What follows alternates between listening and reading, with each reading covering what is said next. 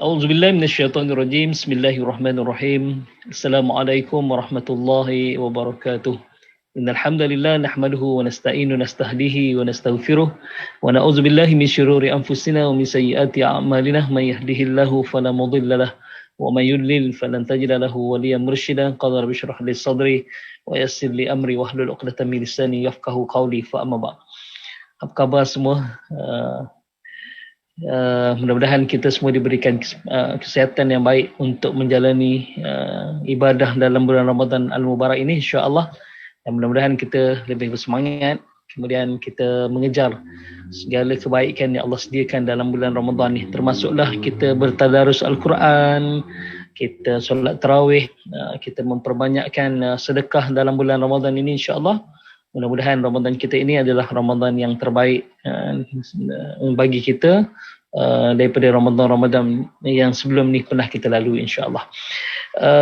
Sebelum tu saya alu-alukan pada pengerusi Dewan Dakwah Majlis Dakwah Negara, Al-Fadhil Ustaz Zuramli, seterusnya Timbalan Dr. Robiah K. Hamzah, dan seluruh esko dan ketua division dalam Dewan Dakwah Majlis Dakwah Negara. Tak lupakan kepada ketua division media yang bertengkur lumus saban hari memberikan pengisian ilmu bagi kita semua. InsyaAllah mudah-mudahan kita semua akan beroleh manfaat daripada perkongsian yang telah dijalankan selama ini, insyaAllah. Amin. Amin Rabbil Alamin.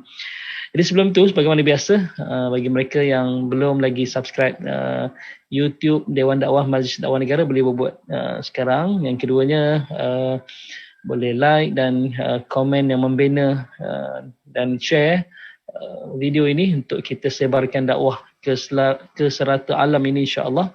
Mudah-mudahan di luar sana juga dapat manfaat tentang perkongsian yang kita jalankan selama ini. Dan kami juga memohon sumbangan dana daripada tuan-tuan dan puan-puan sekalian untuk melancarkan kerja-kerja dakwah ini. Jadi bolehlah menyumbang di nombor akaun yang tertera di skrin anda sekarang, insya-Allah. Mudah-mudahan kita dapat membantu melancarkan pergerakan Dewan Dakwah Majlis Dakwah Negara. Lebih-lebih lagi kalau kita memperbanyakkan sedekah dalam bulan Ramadan ni, infak yang berterusan, insya-Allah akan memberikan kebaikan untuk kita. Amin amin ya rabbal alamin. Sedang penonton yang dirahmati oleh Allah Subhanahu wa taala sekalian, hari ini saya nak bicara tentang puasa memisahkan kita dengan dunia. Puasa memisahkan kita dengan dunia, ataupun boleh kita katakan sebagai Ramadan memisahkan kita dengan dunia. Ramadan memisahkan kita dengan dunia. Pertama sekali, sidang penonton yang dirahmati oleh Allah Subhanahu wa taala sekalian, kita kena tahu apa maksud dunia.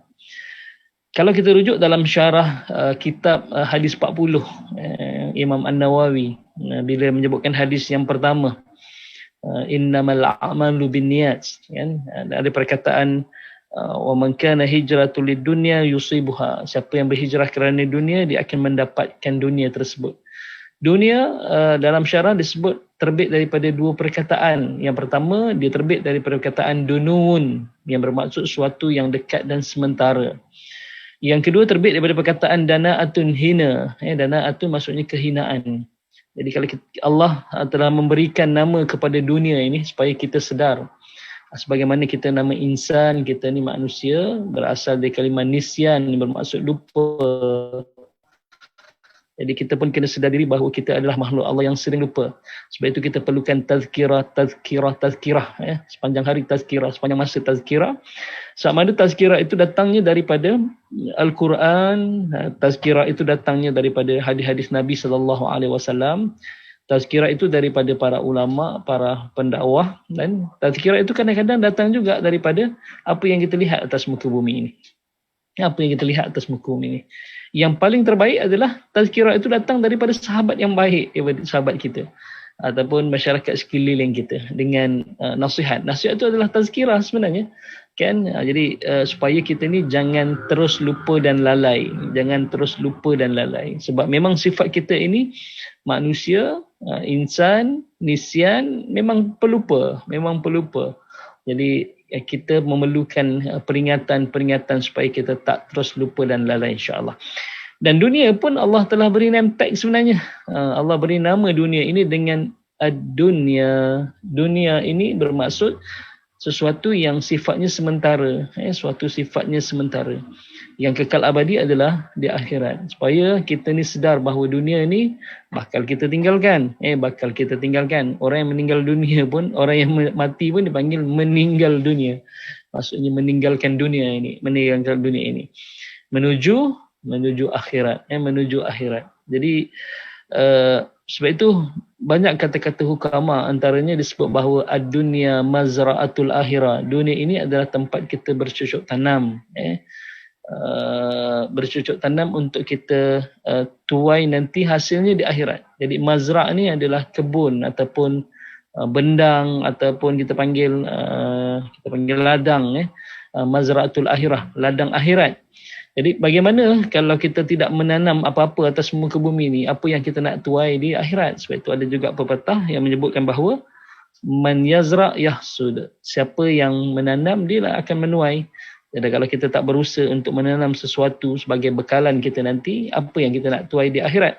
Sebab itu dunia ini disebut sebagai ad-dunya, dunuun, sifatnya sementara dan dekat.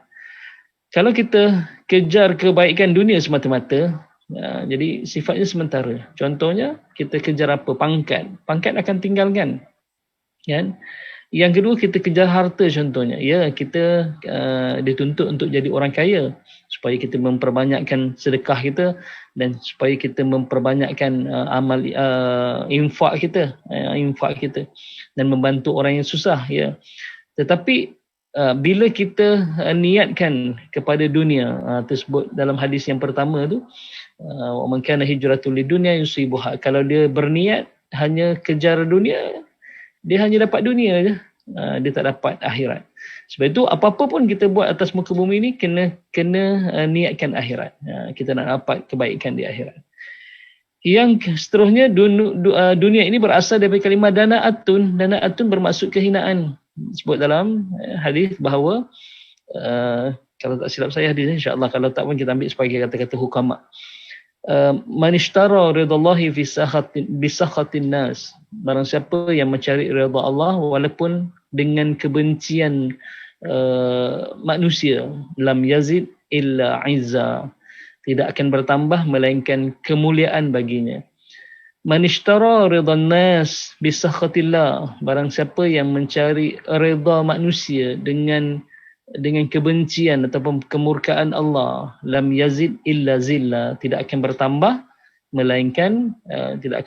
melainkan kehinaan untuknya. Jadi kalau kita fikirkan tentang nama kita di dunia tanpa kita memikirkan kesan kita nanti di akhirat, kita memikirkan tentang kita nak cari pujian daripada orang di dunia tanpa memikirkan kita tentang di akhirat, sebenarnya bukan kemuliaan yang kita dapat. Ya, mungkin pujian, tapi bukan kemuliaan yang kita dapat. Yang kita dapat adalah kehinaan daripada Allah Subhanahu Wa Taala. Sebab itu dunia ini disebut innamal hayatad dunya la'ibun wa lahun wa zinatun. Kehidupan dunia ini adalah la'ibun, suatu permainan yang menyeronokkan sehingga melalaikan kita. Walahun, dan melalaikan, walahun dan melalaikan, wazinatun, dan perhiasan. Sebab itu kita tertarik pada dunia ni, sebab dunia ni dipenuh dengan Allahumma salli ala Muhammad, dengan perhiasan. Dan disebut zuyyina linnasi hubbus syahawati minan nisa, kan? Disebut bahawa dunia ini di zuyyina linnas, manusia ini dihiasi dengan hubbus syahawati minan nisa, dia syahwat, kecintaan mengikut hawa nafsu ataupun syahwat kepada perempuan, kepada qanatir qantarah, kepada harta, kan, yang melimpah ruah dan sebagainya. Termasuklah kalau kita bincang pada ayat ni, kenderaan ataupun disebut kuda yang cantik, kan, kuda yang cantik. Itu dunia. Okey, dunia. Kalau kita lihat ibadah-ibadah yang lain, contohnya ibadah haji ataupun umrah, kita ada suatu peringkat ataupun suatu ni kita memisahkan kita dengan dunia. Bila kita meniat ihram, nawaitul umrata wa ahramtu biha lillahi ta'ala, Bila kita dah berniat ihram, ihram bermaksud haram, haram bermaksud mamnu, imtina, suatu yang ditegah. Jadi bila kita dah berniat ihram, kita ditegah lagi melakukan 13 pantang larang dalam ihram. Kenapa? Sebab hikmah yang terbesarnya ataupun falsafah daripada haji dan umrah ini adalah untuk memisahkan kita dengan dunia. Pertama, ialah sebab kita tidak dibenarkan berwangi-wangian. Berwangi-wangian itu dunia. Kita bagi lelaki tidak dibenarkan berpakaian, memakai pakaian yang berjahit, pakaian yang mewah, itu dunia. Kita hanya memakai 2 helai kain je. Kain ihram di bahagian atas dan kain ihram di bahagian bawah. Hatta seluar dalam pun tak boleh pakai. Seluar dalam pun tak boleh pakai. Apa hikmahnya adalah untuk memisahkan kita dengan dunia.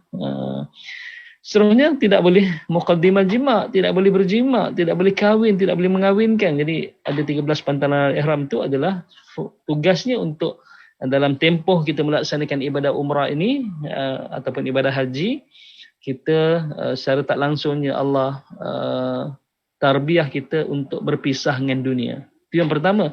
Yang kedua, untuk kita fokus sebenarnya.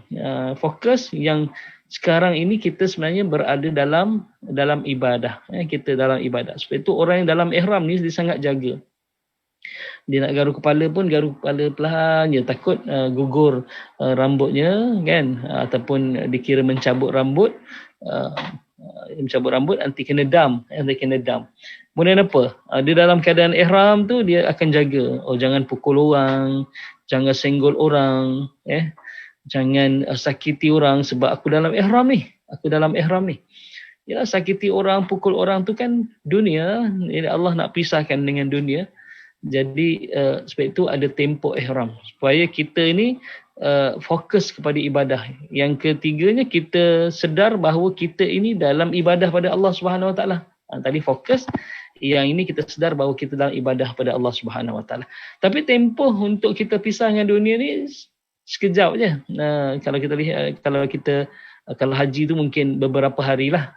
Kalau dia masuk ke Mekah dengan niat haji ifrad, dia masuk je ke Mekah, mengenakan ihram dan berniat ihram, dan tahlul nanti dia boleh menanggalkan pakaian ihram dan keluar daripada ihram tersebut. Dia boleh melakukan 10 daripada 13. Ada 3 lagi perkara yang tak boleh bila dia dah tahlul awal. Kalau dia masuk Mekah mungkin dalam tempoh 10 hari je yang dia dalam ihram, dan dilarang untuk melakukan 13 pantangan dalam ihram tu. Dan bila tahlul awal selepas melontar Jumratul Aqabah, barulah dia dibenarkan untuk menanggalkan pakaian ihram, kemudian keluar daripada ihram tersebut. Itu tempohnya 10 hari.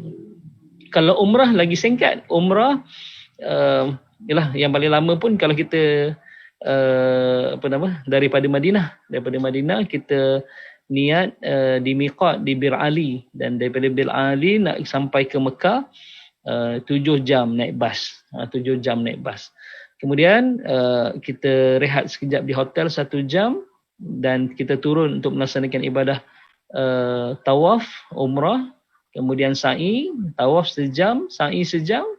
Jadi 7-10 jam. Kita hanya dalam 10 jam je kita berpisah dengan dunia, kan? Satu lagi yang setiap hari kita juga berpisah dengan dunia, iaitu solat. Sebab itu kita perasan dalam solat ini ada satu rukun yang dipanggil takbiratul ihram. Takbiratul ihram. Takbiratul ihram bermaksud takbir itu adalah kalimah Allahu Akbar. Kan? Tuntutan daripada kalimah takbir adalah membesarkan Allah. Kemudian ihram bermaksud kita ini ada satu tempoh yang kita dituntut untuk memisahkan kita dengan dunia, iaitu bila kita mengangkat takbir Allahu Akbar, kita telah diharamkan untuk melakukan perbuatan yang halal di luar solat untuk kita lakukan ataupun kita bawa masuk dalam solat. Contohnya apa? Makan tak boleh dalam solat. Di luar solat halal, dalam solat haram. Apa lagi? Ketawa. Pak imam dia sujud, kain dia terbelah, kerap koyak. Kita kat belakang, kok. Batal tak solat kita? Batal. Sebab ketawa di luar solat boleh, tapi ketawa dalam solat tak boleh. Sebab itu perkara yang diharamkan bawa masuk dalam solat. Termasuklah berangan sebenarnya. Termasuklah berangan, kan? Kita angkat takbir, ya Allahu Akbar, dah berangan dah. Oh, bazar Ramadan nanti aku nak beli apa nak beli apa Oh, yang percik sedap juga ni. Sebenarnya berangan pun tak boleh. Halal di luar solat, tetapi bila kita masuk dalam solat, terpanggil takbiratul ihram. Bila kita sebut dah kalimah Allahu Akbar, kita dah bermula, dah diharamkan perkara yang halal di luar solat untuk kita bawa masuk dalam solat. Tetapi tempohnya hanya sekejap. Ya, tempohnya hanya sekejap je. Kalau solat subuh mungkin Allahumma salli ala sayyidina dalam 2 minit aja. Ya, solat subuh. Kalau solat isyak tu mungkin panjang sikit lah, mungkin 10 minit. Ya, 10 minit. Kalau solat lain tu maghrib mungkin 5 minit. Jadi itu je tempoh kita untuk berpisah dengan dunia. Sebab itu tuan-tuan dan puan-puan yang dirahmati oleh Allah Subhanahu Wa Taala sekalian, Allah datangkan Ramadan kepada kita. Allah datangkan Ramadan kepada kita. Bila kita masuk dalam bulan Ramadan, kita sebenarnya telah berpisah dengan dunia. Apa dunia? Kelazatan makanan. Kelazatan makanan. Seterusnya, kelazatan syahwat yang kita dilarang ataupun ditegah untuk melakukan hubungan di siang hari bulan Ramadan.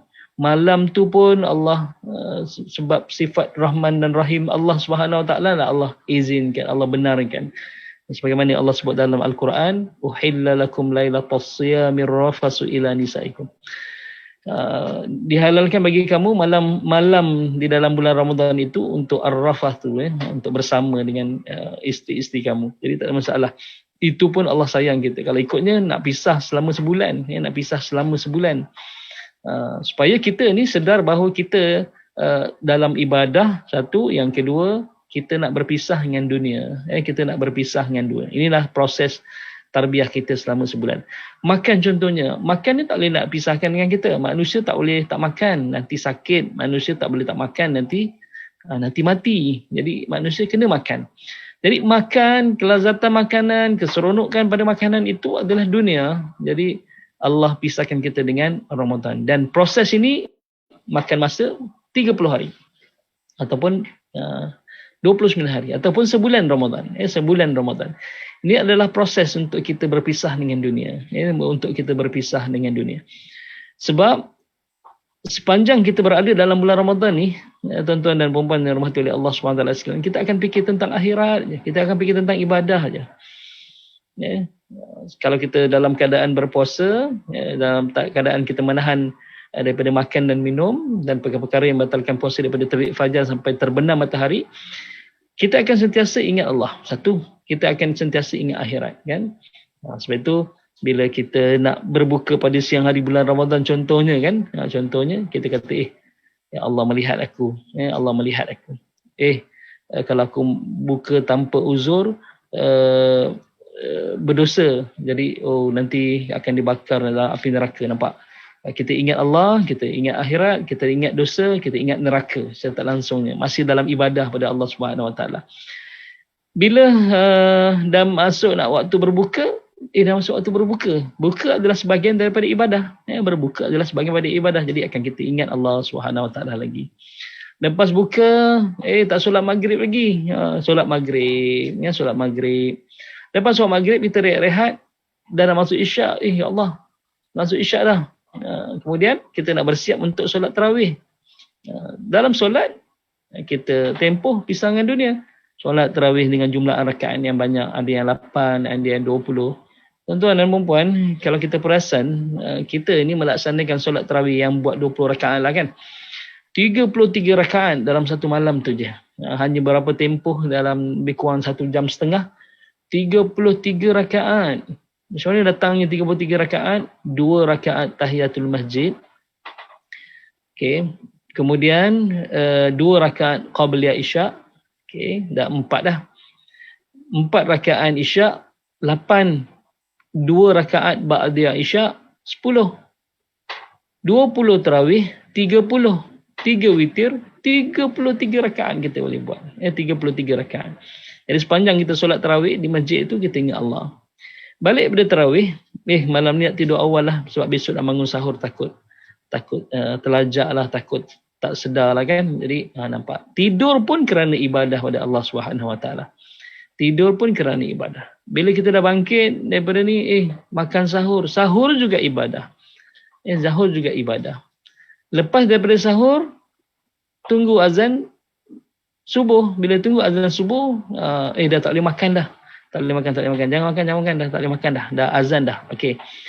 Kemudian kita menahan lagi lapar dan dahaga daripada terbit fajar sampailah terbenam matahari. Jadi sebulan Ramadan ini kita sentiasa dalam ibadah pada Allah Subhanahu Wa Taala, dan secara tak langsung inilah proses untuk kita berpisah dengan dunia, sebab kita pisahkan kelazatan makanan, kita pisahkan diri kita dengan kelazatan nafsu syahwat kita pisahkan diri kita dengan perkara-perkara maksiat pada Allah Subhanahu Wa Taala. Sebab itulah sebenarnya Ramadan datang untuk membersihkan kita. Yang pertama, untuk sebulan inilah fokus kita dalam ibadah pada Allah Subhanahu Wa Taala. Kemudian dalam bulan Ramadan inilah kita akan sentiasa kita beribadah pada Allah Subhanahu Wa Taala. Dalam bulan Ramadan inilah Allah nak pisahkan kita dengan dunia. Inilah tempoh yang panjang sikit, sebulan Ramadan. Sebulan Ramadan. Kalau solat, kita berpisah hanya beberapa minit saja dengan dunia. Beberapa minit saja dengan dunia. Kalau haji dan umrah lagi, kalau kita daripada Mekah nak buat umrah, kita pergi ke kita pergi ke Tan'im ataupun Masjid Sayyidina Aisyah, jaraknya 7 km je. Tapi naik teksi pergi balik dalam setengah jam lah, Okay. Kemudian kita buat tawaf 1 jam, kemudian buat sa'i 1 jam. Jadi 2 jam setengah je tempoh kita berpisah dengan dunia. Kalau lama sikit lah kita buat haji lah. Kalau haji ifrat yang lama sikit lah. Kalau haji tamatuk sama je. Haji tamatuk lagi singkat. Haji tamatuk pun singkat. Kita ukuf di Arafah 9, 10 kita dah boleh buka ihram, dan kita boleh buat 10 daripada 13. Jadi bila kita dah buat tawaf, buat sa'i haji, kan, barulah kita boleh buat 13 tu. Tawaf ifadah, kan, barulah kita boleh buat 13 pantang larang tu, barulah kita keluar daripada ihram. Jadi tempoh yang singkat sebenarnya. Dan Ramadan adalah tempoh yang pada Allah cukup untuk mentarbiah kita. Cuma terpulang kepada kita lah, sama ada kita benar-benar melalui tarbiah Ramadan ini ataupun kita jalani bulan Ramadan ni macam nak tak nak je. Kita pun masih tak berpisah dengan dunia. Kita bila buka, Masya Allah, tak ingat dunia gitu kan. Makan sampai kekenyangan. Solat maghrib pun kita tinggal. Tarawih pun kita tinggal. Ada orang dalam bulan Ramadan ni langsung tak berpuasa. Tak rasa bersalah pun. Masih tetap lagi dengan dunianya. Kalau dia rajin beli nombor ekor, tetap juga beli nombor ekor dalam bulan Ramadan. Baru-baru ni kita viral. Judi online pula, nak cari duit raya, Masya Allah. Itu yang kita, Allahumma salli ala sayyidina. Maksudnya kalau kita ni tak merasai bahawa Ramadan adalah satu proses Allah nak pisahkan kita dengan dunia, kita takkan rasa berjaya dalam Ramadan ini, sebab kita masih tak boleh tinggalkan dunia ini lagi. Bukan tak boleh meninggal dunia. Semua orang akan meninggal dunia, tapi kita masih tak boleh tinggalkan dunia lagi, kan. Jadi itulah sebenarnya yang perlu kita muhasabahkan pada hari ini, insya-Allah. Mudah-mudahan ada kebaikan untuk kita. Jadi kita berdoa pada Allah Subhanahu Wa Taala untuk kita benar-benar keluar, maksudnya untuk kita benar-benar berjaya memisahkan kita dengan dunia. Tempohnya sebulan je, insya-Allah. Tempohnya sebulan. Kemudian selepas daripada sebulan tu kita akan campur lagi dengan puasa 6. Satu kajian yang saya buat, yang saya pernah kongsikan di Radio Akim dalam slot Rasional Sunnah, yang slot tetap saya di Radio Akim pukul 10 setiap hari Rabu. Saya kongsikan tentang dari sudut psikologi. Rupa-rupanya satu amalan yang kita buat, sebab itu ada orang kata kalau nak istiqamah buat satu benda tu, buat 40 hari berturut-turut. Betul. Psikologi pun dia buat satu kajian tentang kalau suatu perbuatan itu ataupun satu amalan itu dilakukan 40 hari ataupun disebut 10% daripada jumlah hari dalam setahun. 10% daripada jumlah hari dalam setahun, 35 hari lebih kurang macam tu, ataupun 40 hari orang panggil, dia mampu mengubah sikap dan tindak tanduk seseorang. Kalau dia istiqamah melakukan 40 hari ataupun 10% daripada setahun, dia akan mampu untuk mengubah sikap, dipanggil attitude ataupun behavior kan. Dia akan mengubah tentang tu. Jadi sebenarnya hikmahnya kenapa ada puasa 6, walaupun dia sunat ada puasa 6, 30 campur 6, 36. 36 adalah 10% daripada setahun bulan Hijri. Daripada tahun Hijri. 10% daripada tahun Hijri. Jadi 10% daripada tahun Hijri ya. Kalau kita laksanakan puasa Ramadan, kemudian kita diikuti dengan 6, insya-Allah dia akan mampu merubah sikap kita. Kalau sebelum ni kita mungkin susah nak datang masjid, tapi oleh kerana kita istiqamah selama 36 hari, yang terbaiknya 40 lah, 36 hari tanpa miss, insya-Allah kita akan rasa keseronokan dan boleh istiqamah datang masjid insya-Allah. Cuma kita tak boleh lah yang kalau puasa 6, kalau kita kan Syawal kan sebulan kan, Syawal sebulan, kita ambil Isnin Khamis dah 8 dah, lebih 2 pula kan, ataupun ada setengah kita tak apa, kita makan dulu, makan, nanti lagi 10 hari nak habis Syawal baru kita start puasa 6. Ada orang macam tu. Kalau ada macam tu, kita tak akan dapat manfaat dari sudut psikologi tu, bahawa ia mampu merubah kita. Yang terbaiknya sambung terus, lepas Ramadan sambung terus puasa 6, kecuali lah satu Syawal tak boleh. Satu Syawal ni haram berpuasa. Ada 5 hari yang haram berpuasa. Hari Raya Aidilfitri, Hari Raya Aidil Adha dan Hari Tashrik, iaitu 11, 12 dan 13 Zulhijjah. Itu hari yang diharamkan berpuasa, sebab tak boleh, ni hari raya Allah. Siapa puasa satu Syawal tak boleh, tak boleh, haram hukumnya, bukan dapat pahala, malah dosa, haram. Jadi yang sebaiknya puasa 6 adalah Syawal kedua, Syawal ketiga, Syawal keempat, Syawal kelima, Syawal keenam dan Syawal ketujuh lah kan. Sebab satu hari tak boleh, Syawal ketujuh lah. Jadi siapa yang boleh buat ini, insya-Allah. Apa yang dibuat dalam bulan Ramadan tentang istiqamah datang masjid, apa yang dibuat dalam bulan Ramadan, tadarus panjang bulan Ramadan, kemudian apa yang dibuat dalam Ramadan, dia boleh bangun malam untuk Allah SWT, untuk sahur kan.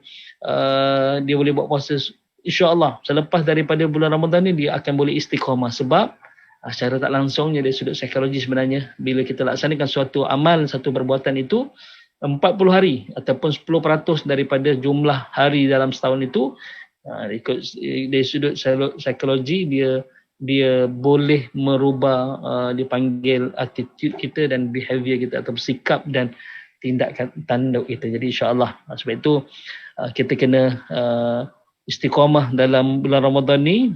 InsyaAllah puasa ni istiqamah lah kan, tanpa miss kita berpuasa, tanpa miss berpuasa. Ada orang yang kata, Ustaz, habis yang orang perempuan dalam bulan Ramadan ni tak boleh puasa kan, tak dapat 30 hari. Jadi adakah mereka tak, mereka tahu yang ini bulan Ramadan, sekurang-kurangnya mereka nak makan, tak makan di halayak ramai, tak boleh makan depan orang kan. Kalau makan pun makan sembunyi-sembunyi. Jadi dia pun dalam ibadah sebenarnya. Dia dalam ibadah kan, dalam ibadah. Jadi kita ambil peluang insya-Allah untuk kita perbanyakkan tadarus kita dalam bulan Ramadan ini, dan kalau boleh sambung terus dalam puasa 6, bukan puasa 6 je. Kita banyakkan solat sunat, kemudian kita teruskan tadarus kita, biar cukup 36 hari tu tadarus kita, insya-Allah. Dia akan istilahnya macam kita dah set default dah. Kita jangan rosakkan, kita reset yang benda tu jadi balik semula, jadi kosong balik semula, tak nak. Kita nak biar dia terset ataupun tersetting default, maksudnya oleh kerana kita dah laksanakan selama 36 hari. Itu yang manfaat kita dapat, insya-Allah. Mudah-mudahan kita benar-benar menjalani bulan Ramadan ini dengan terbaik, dan kita Allahumma swat kita benar-benar mendapat pengampunan daripada Allah Subhanahu Wa Taala. Jadi cukup sekadar itu perkongsian ringkas pada pagi ini. Mudah-mudahan ada manfaat untuk semua. Kita doa sama-sama pada Allah Subhanahu Wa Taala agar Allah terima Ramadan kita, dan seterusnya Allah ampunkan kita dengan Ramadan. Yang ketiga, Allah masukkan kita dalam syurga dengan Ramadan. Amin amin ya rabbal alamin. Aqulu qouli hadza wa astaghfirullah li wa lakum. Assalamualaikum warahmatullahi wabarakatuh. Jumpa lagi.